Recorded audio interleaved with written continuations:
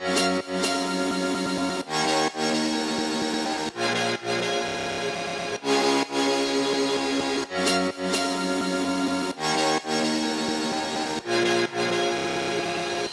LA on Rodeo Drive, this is the place where the most expensive things are sold. Successful people come here. Just about anyone who made it in the eyes of the world come here to spend money here. And I want to tell you something. In Mark chapter 8, verse 36, Jesus says this, "For what does it profit a man to gain the whole world and forfeit his soul?"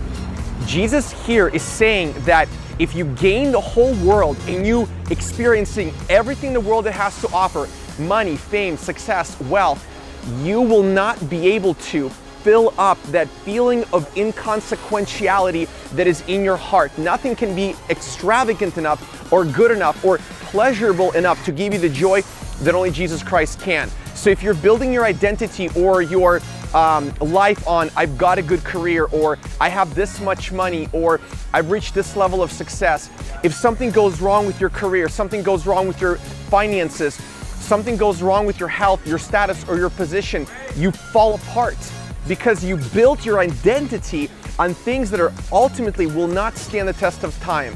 So what Jesus does in essence is he goes to the cross to lose everything so that you can gain everything. And on the cross, Jesus loses his identity so that you can have one.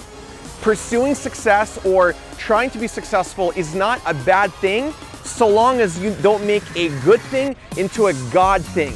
Success, healthy habits in your life, they're a byproduct of your desire to glorify God with your life. They're not the foundation upon which God's love for you is built.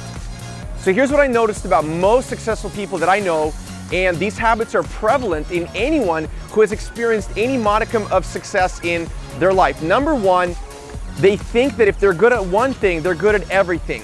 Just because you've experienced success in one area of your life, it doesn't mean that you're going to be good at every area of your life. If you're a really successful business owner, it doesn't mean that translates to you becoming a great leader or a mentor to other people. It can, but not necessarily. If you're a great cook, it doesn't mean that you should open your own restaurant. If you're good with coming up with ideas, it doesn't necessarily mean you need to write a book. The goal is to stay in your lane and lean into that which you're good at. Jack of all trades and master of none is the banner under which many successful people sin the most. Number two, getting too confident and neglecting simple routines.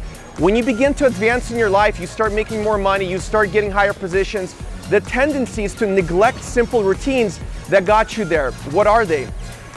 Coming on time, waking up early, working hard, returning phone calls or text messages in a timely manner, being nice to other people. Remember, what got you here won't get you there. And in each season of life, you'll have to learn and relearn the simple routines that ultimately make up the majority of what made you successful in the beginning. Number three, I've been guilty of this one often, talking too much. Most successful people think that what they're saying is significantly more important and more impactful than anyone else. They can tell you how the world works, what needs to be done, why you yourself haven't yet reached the level that they have. They listen to respond, not to hear. And this is perhaps the most frustrating way that leaders underperform, by over-talking. So don't become a victim of your own personality. Learn to be a better listener, and very often silence speaks volumes, and there's great power in restraint.